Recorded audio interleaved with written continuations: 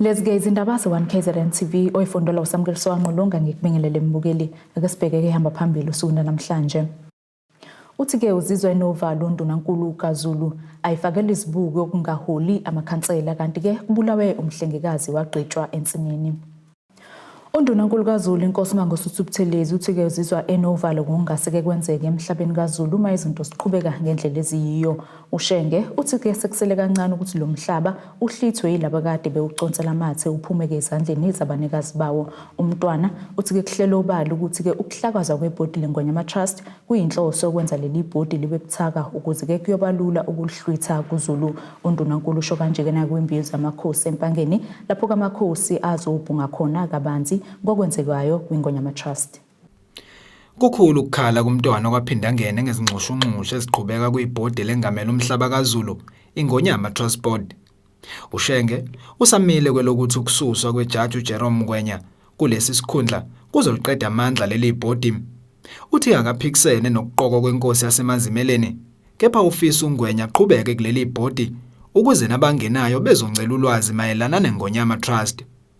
I want to say we cannot afford to leave the trust vulnerable at this most critical time.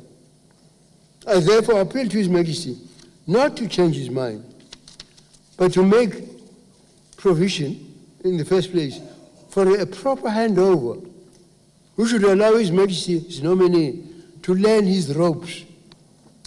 I had learned from the Honorable Ngwenya that the King had not even contacted him at all. My plea to my King was that His Majesty must give Mr. Ngwenya an opportunity to impart his experience, his wisdom and knowledge for the sake of Ngonyama Trust. Kanti-ke phakathi kwezinye zezinto ezithe zahlaluka kwimbizo ebibizwa umntwana kwaphinda ngene ukuvela kwegama lalowo ngusomabhizinisi waseMpumalanga uJacob Mnisi. Umntwana amsole ngokuvela ngamadevu ezindabeni zaseNdlunkulu. I'm aware, however, that there is more afoot here than meets the eye. There is more afoot than meets the eye.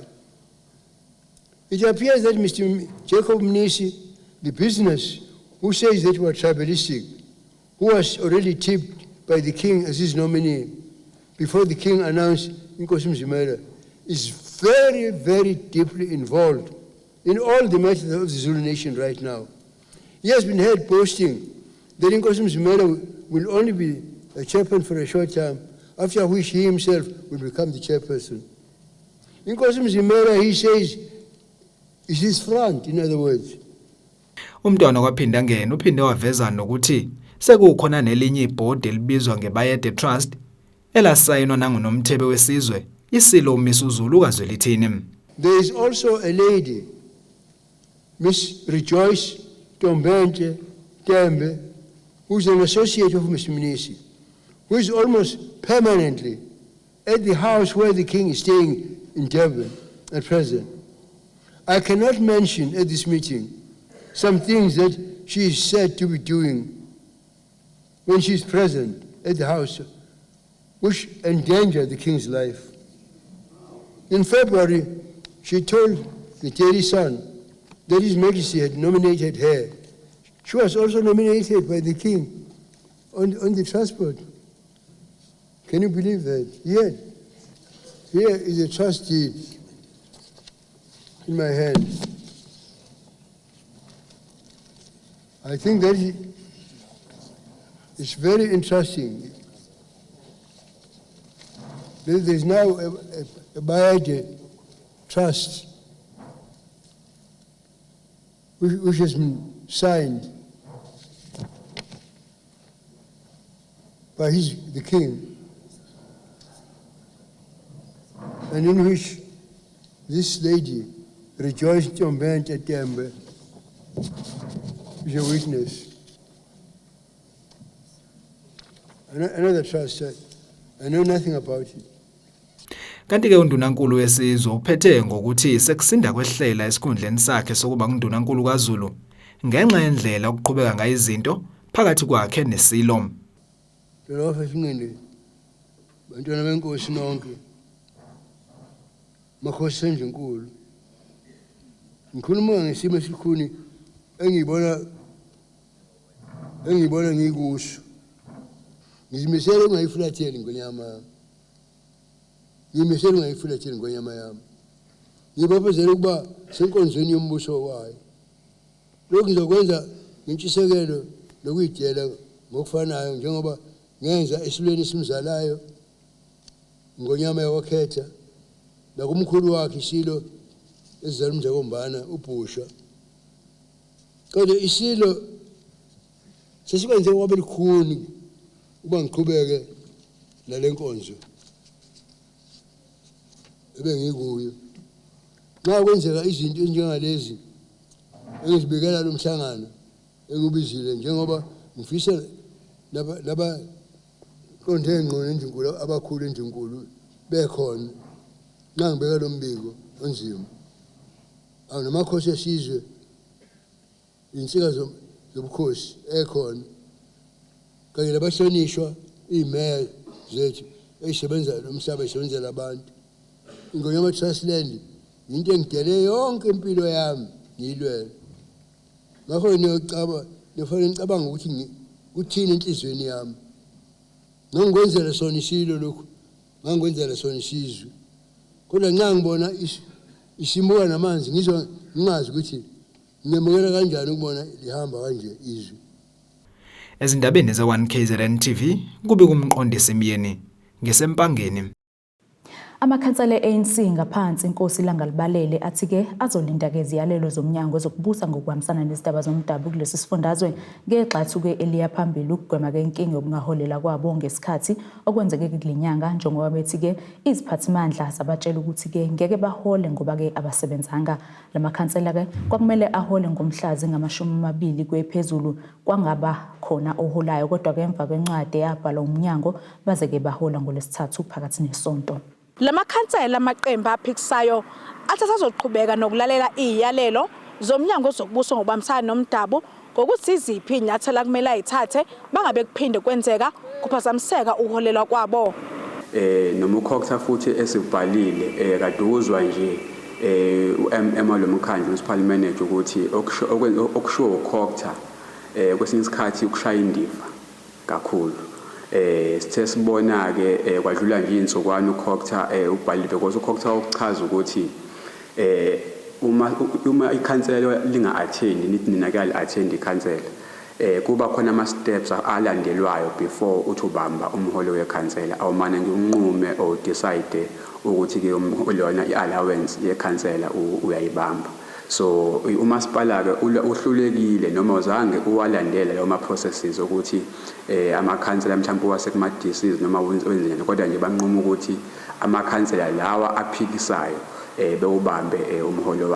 OEFF kulo masipala uthi nabo balinde iqembu labo ukuze ukuthi iziphi inyathelo ezithatha mayelana nalesi sinyathelo besenziwe yilo masipala sokubambela imiholo yabo. Zikhona inyathelo esizozithatha kodwa kwakade kuthiwe kuzobhekwa njengoba ayethe usomlomo ucela simbhalele incwadi okusho ukuthi okusa essay yasesikoleni kanje ukuthi why you deserve ukhola sambhale kwasho kwathiwa kimi mina angiyibhaleke leyo ncwadi ngayibhala ngempela incwadi nje yasho ukuthi ngicela umholo wami basi bawufaka so ngikreportile lokho ukuthi ngayibhala bawufaka umholo so sengiyolindela yona ke ubuholi beEFF ukuthi kuthini ngalokho ukuthi ngize ngiforced ukuthi ngibhale incwadi ngokuthi ngithole iallowance engayinikwa ngithulwe yiqembu leEFF sekumele ngincenge uspeaker ke manje ukuthi anginike umholo ukuthi banza njani bona iqembu IFP kulo masipala linezihlalo ezingu-21 iDA yona ibe nezintathu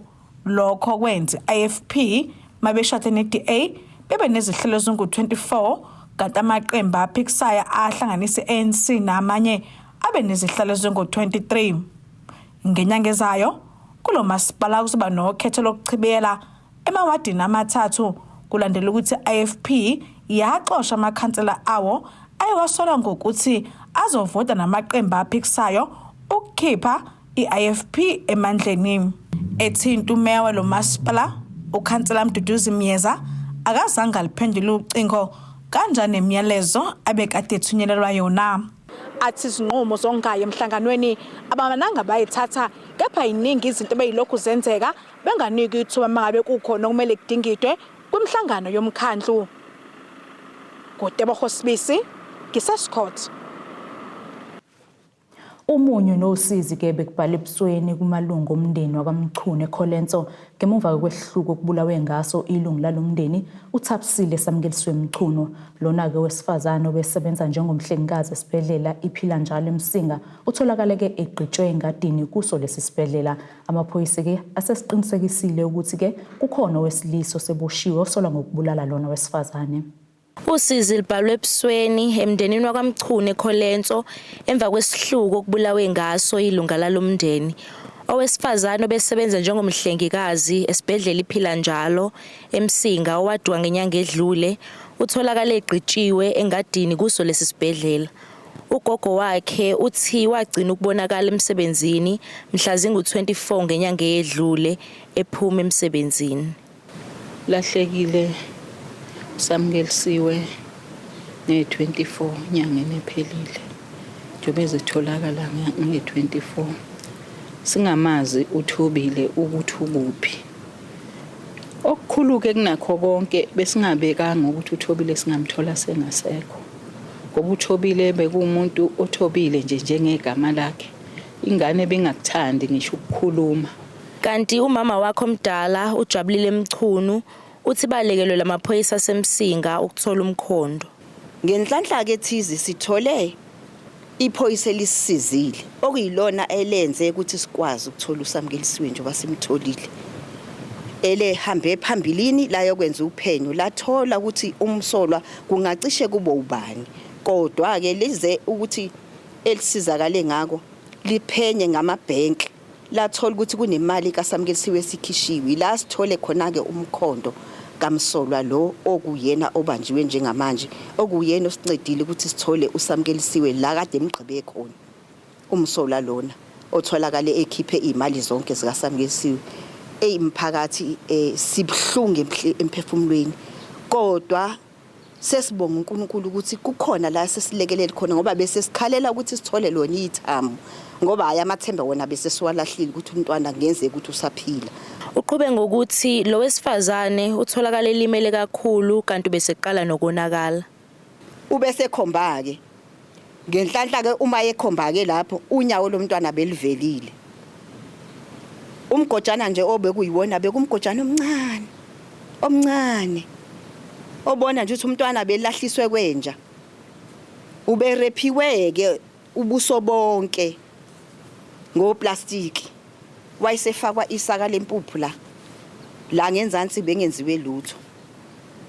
Wagoqwa wafakwa phakathi lapho kwakujikjeliwe njengoba ube umuntu ogoqene kanje kungene umzimba wakhe wangemuva ngizothi imhlane wakhe lokho kunye bekuhleli nje kuthe kanje ngendlela kade kuyiyona.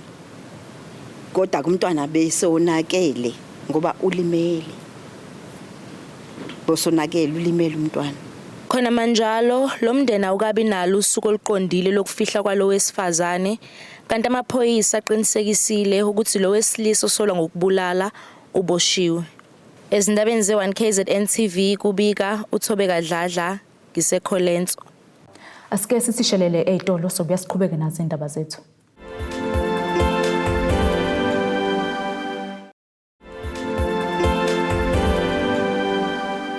Asikwamukele ke mbukeli ubukeleke indaba ze1KZNTV nazi esithizona ihamba phambili. Uthi ke Uzizwa Enovalo Undunankulu Kazulu ayifakela izibuko okungaholi amakhansela kanti ke kubulawe umhlengikazi wagqitshwa ensimini. Lowo ke obhekelele ukusebenza kwinhlangano engamele ukusebenza komasipala esifundazweni KwaZulu-Natal Salga usabelo kwa uthi kokuhluleka ukuhlonza isike aselo masipala sisekude yikhona ke kudala ukuthi bathathe isinqumo sokuqhamuka nohlelo olubizwa nge-Risk Management Forum ekhuluma ke neziko lezindaba uveze ukuthi ke bazama ukuqhamuka namasu okuthola ke izisombululo ezinkingeni esibhekene nomasipala nokugcina ke kudla imali eningi ukuzilungisa sekonakele ukwali bekhuluma kanje ngesikhathi kuqhubeka uhlelo lwesithuko ezimbili lokucijwa kwababekubhekele ke lokhu obanjelwe ke eThekwini. Ukukhahlanyezwa izikhukhula isomiso kanye nokudicileleka phansi kwengqalazinda ngezinye zezinto eziholele ekuthini kucijwe labo ababhekelele nokuhlonzwa kwezinkinga zisekude komasipala abehlukene esifundazweni. loyo obhekelele ukusebenza kwaSalga uvezeke ukuthi ukuhluleka ukuhlonza ingozi iseza lekude yikho okuholele ezinkingeni eziningi ebeyingagwemeka. I-Risk Management Forum ibaluleke kakhulu kwi-province yaKwaZulu-Natal ngoba sike sabona sihlaselwa i-drought, sahlaselwa futhi izikhukhula. Lezi izikhukhula ke zisikhumbuzisile ukuthi kwenye inkathi ungathi umise uhlelo lwebudget ngendlela kanti uzoba nenkinga ozobhekana nayo obungayibhekile futhi obungayilindele. Ngakho ke kufanele sibe nezinhlelo zokuthi izinkinga esingase sibhekene nawo ngonyaka nonyaka singazigwema kanjani ukuthi ziphazamise ukusebenza komasipala. Ngakho ke i-Risk Management Forum ihleli ke namhlanje omasipala bakhona bonke and bonke bayavumelana ukuthi badinga ukuthi basebenzisane ngoba izingqinamba ezibhekene nomasipala zithi asifane kodwa zibathinta ngendlela eyahlukahlukene. Zintathu izihloko ezibe seqhulwini njengazona zinto ezithathwa njengeziyingozi ezibulala iningi lomasipala esifundazweni okubalwe ukuhluleka ukuqoqa izimali ezibhekene nabo nokunye ke okuningi. Ama-repayment loans omasipala mabekhokhela ama-loans abanawo nawo ayanyuka okungase lokhu kuletha ukuthi omasipala abanezikweletu bazithole bengasakwazi ukumitha ama-obligation abo ukukhokha leyo mali njalo ngonyaka. Okunye ke sikubone kuyinkinga kakhulu ile esithatha ngokuthi i-business nama-household akhokhela omasipala for ama-service angaphansi kwengcindezi enkulu njengamanje. Le ngcindezi iletha ukuthi asinaso isiqiniseko sokuthi imali besikwazi ukuyicollecta from umphakathi ngokuletha ama-services sisazokwazi yini ukuyikhokha. Lokho kunomthelelo omkhulu ekutheni ama-illegal connections ayanyuka kanye futhi nokuthi abantu abahluphekile bagcina behluleka ukuthi bakhokhe ama-service bawanqonde bangawakhokheli ngalendlela bekade bewakhokhela ngayo. Yehleke nema-volumes futhi okungase kudala inkinga ekutheni i-revenue yamasipala igcine yehlile. Eyesithathu ke engicabanga ukuthi abantu abaningi kumele bayibheke ile ye-climate change esibuka ngokuthi uma singanaki singazithola i-infrastructure sithi siqeda kuyifaka ibe yonakala. Udaba lokuqashwa kwabasebenzi abangenazo izicucu ezifanele nakho ke akusalanga ngaphandle njengoba iningi lomasipala libhekana nenkinga yokusetshenziswa kwemali ngendlela engeyiyo. Ukuhlala kwalolu hlaka kuhloswe ukuba kuqhubeke ukuqinisa uzinzo komasipala. Yethu ifocus ekutheni amakhansela ayakwazi yini ukuthi ayisupport into ye-risk, akwazi ukubuka ama-risk awo. Njengamanje amakhansela South Africa yonke abheke inkinga umphakathi athi nazi inkinga esibhekene nazo manje. Kanti uma singakwazi ukuthi baphakamise amehlo babheke nangaphambili ukuthi iziphi izinkinga ezizayo esingakwazi ukuthi manje sidile nazo zingakafiki ekutheni zizezosikhinyabeza ekusebenzeni kwethu njengamanje. Siyakholwa ukuthi lokho kuzoba noshintsho olukhulu. Ngakho ke le forum ibingakaze yaba khona ngalendlela ekhona manje. Siyajabula futhi ukuthi ama-managers enze into ehlukile avela athi ayafuna ukuprofessionalize, akhetha ikomiti phakathi kwabo elizokwazi ukumela le professionalization. Kwayibona futhi abasho ukuthi abafuni ukuthi kuqashwe komasipala abantu abangekho certified ukuthi labantu babelonga kwi-association babe part of a professional board. Ezindabeni ze-1KZNTV kube kuntombi khona Mvubu eThekwini. Amalungu omphakathi emgababo ogwini seningizimu nesifundazwe KwaZulu-Natal akhala ngomgwaqo osulimaze inqwaba yabantu wabulala izingane zesikole ezingaphezulu kwezintathu nokuphoqa ukuthi ke bazibathathe isinqumo sokusifakela izinciphisa jubane speed humps. Ilungu kwelomphakathi uThokozani uthi ke kubaphatha kabi ukuzwa ukuthi kumnyango wezokuthutha ufuna ke kukhishwe lezi zinciphisa jubane eziwusizo kubona ngoba ke isibalo sezingozi zehlile. Amalungu omphakathi asemgababo ogwini oluseningizimu nesifundazwe KwaZulu-Natal athi kubaphatha kabi ukuzwa ukuthi umnyango wezokuthutha ufuna kukhishwa izinciphisa jubane phecelezi ama-speed humps abazifakela wona. Kulandela ukuthi izimoto beziqeda abantu emgwaqweni umfume kuyona le ndawo. Zibalela kwezintathu izingane zesikole ezishone kulomgaqo kanti abalimele inqwaba. Ilunga lomphakathi lilandisa iziko lezindaba. Manje nje nginengane isendlini ilimele ishayiswa imoto ngomsombuluko. sesikhuluma esikhathele ziningi ingane esayiphelile lana. Ngisho abantu abadala kunengane nje manje kamfowethu ihleli phansi yahlafazwa imoto khona le emsinsini inemlenze nje ihleli endlini inesoma wayo ngenxa yale ndawo esikuyona ngoba asinakekeliwe akekho umuntu osinakile lana ezinyangeni ezimpilo ezintathu ezidlule kunezingane lapha ezashayiseka zu3 yashona enye kungezona zodwa omunye umntwana washayiseka futhi ngale washona esibhedlela omunye washayiseka omunye umntwana wakasithole futhi naye washona ziningi nje inkinga esinazo la.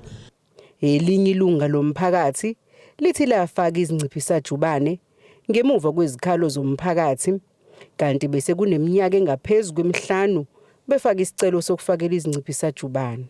So siwumphakathi wala eMtsinsini sikhala ngamahamsi kulomgwaqo lo. So lo mgwaqo mawubuka umuqhamuka phezulu le imoto iqhamuka igijima. Ngathi iminyaka idlule kuyisihlanu kucelwa amahamsi la. Kunabantu abaningi asebelimele.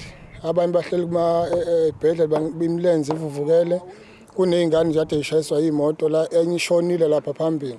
So ngibese ngifaka ke mina ke amahamsi ami ngathenga itiyela awu3 bathi lama hamsi awekho emthethweni bacela ekhishwe ngoba umgwaqo wabo. So futhi lama hamsi bathalimaza imoto. Iqhuba uthi umnyango wezokuthutha uma lungekho usiza bazolihlinzeka bazoqhubeka nokuqedelela ukwakha lezi zinciphisajubane. Bese ngwacela kamasayini lapho bathi abanawo. Ngacela upende bathi abanawo. So umphathi wabo kwaka road ngithena bengicela ukukhuluma ke la emphathini wasemtsinsini ukuthi makwenzeka kulimala ingane kulomgwaqo uyena izobe sesandleni zakhe yonke lonto. So kumanje ubalekile. So kodwa ke esicelo sami sithi ngizobanika insuku ezihlanu.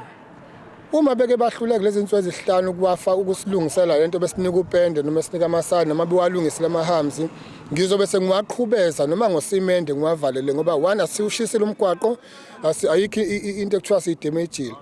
Imizamo yokuthola ukuphawula komnyango wezokuthutha esifundazweni iphunzile.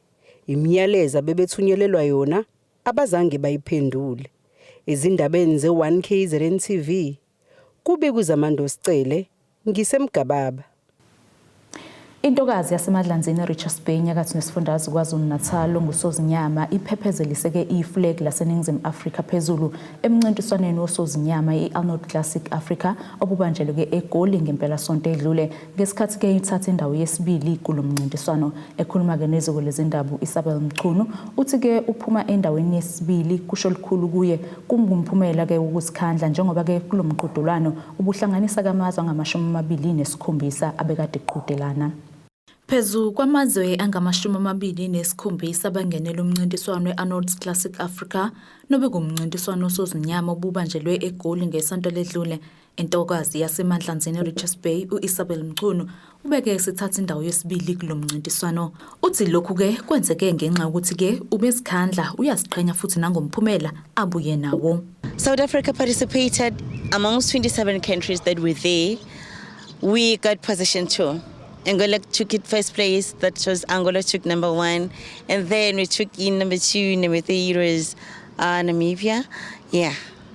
Umamchuno uthi kuningi ke ukugxekwa namazazisana avela kubantu kodwa ke uthi abesifazana basukuma bebhukule benze into abayithandayo bengabheki abantu ukuthi bazothini. I want to say this to South African women, bodybuilding is not only a sport code that is I know it's dominantly for male. People, when you say I'm doing bodybuilding, they look at you like, okay, what are you doing as a female? Guys, it's our sport. Let's do this. It's our sport. It's doable. It's a matter of having a passion for what you want. Furthermore, I'll tell you what, as a woman, you need to do your thing. Even if nobody is watching you, just do justice to yourself. Nobody has to push you to training. Nobody has to tell you to diet. Nobody has to tell you to do things. You have to do things yourself. Actually, nobody owes you a thing. Be your very own woman. Do what you want. No matter what people are saying, I tell you what, people will call you words, will call you name. They'll call you however they want. They will even address you mister. They'll address you anyhow they want. But you have to just be your very own woman. Do your thing. Love yourself. Appreciate yourself. It's doable, guys. Ukuphumelela kwakhe manje akusho ukuthi sekuphelile. Uhambo lwakhe lusaqhubeka njengoba ke isemningi eminye imincintiswano asazoyingenela. Ubesenxusa ukuba bangaba nesifiso sokuxhasa umsebenzi wakhe bavele njengoba ke lo msebenzi awenzayo unezindleko. There are so many other competitions that are coming down the line. I still need for sponsors. I'm still looking for sponsors. If kuna some certain individual or company or potential sponsors or potential investors, I am kindly asking you guys, kindly invest in me. I need your assistance, I need your support in all angles of bodybuilding, from preparations to stage. There are so many transport and logistics that need to be covered there, and it's quite expensive. So South Africa, I beg you. Nabesilisa ke nabo abasalanga ngaphandle kulomncintiswano njengoba ke insizwa yakanhleko isitholele ke indawo yesithathu kulomncintiswano. Laba ke babe sebebonga kakhulu kulabo ababaxhasile. Esikhathini esiphila kusa kumnandi bafethu. Ijimi yasiza ube disciplined, isikhathi ongasazi ukuthi uzosenzani uyagcina uinvestor. Iyasiza kakhulu entweni eziningi. So njengoba ngisho ukuthi akusinto elula, we still willing to push iflag la South Africa from Richards Bay. I appreciate a lot ukwenza sport. Ngiyabonga bese kuma Arnold Classic ngathola position 3. Bonke abangisupportile nabangidonatelile ngiyabonga. Asiphinde sisishelele ezitolo sobuya siqhubeke futhi nendaba zethu.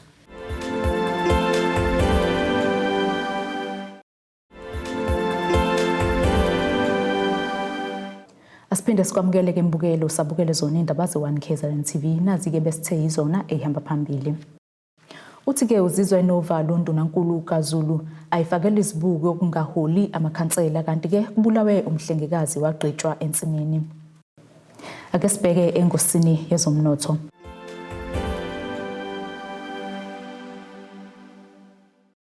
Irandi lu 19.72 cent maqhathaniswa nedola laseMelika libo 24.31 cent maqhathaniswa nopondo waseBritain libo 21.17 cent maqhathaniswa neeuro yase-Europe. Igolide lona libo $1,951.39 cent ounce kuthole ongahliziwe wona $76.26 umphongolo.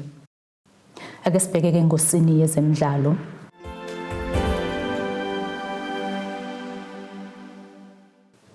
Umdlali weqembu lezikaMagebhulu Orlando Pirates ongaconsi phansi balandeli uMiguel Team uthi ke uzimisela ukunqoba inqwaba yezicoco naleli qembu njengoba belungiselela umdlalo wamanqamu omqhudelwano Nedbank Cup. Amabhakabhaka kazodudulana nesikhukhuni United Loftusfeld ngomgqibelo ngehora lesithupha ntambama asethubeni ke lokudla isicoco sesibili kule season ngemuva kokuthatha iMTN 8 ngoNovember nyakene. Ngaphandle kokungena kuyamanqamu kabili, iqembu lika Jose Rivero liphinde lazibekela ke indawo kwiCAF Champions League yangesizini ezayo yokulala ke isibili kwilogo ye-DStv Premiership. Nasike isimo sezulu esingalindeleka.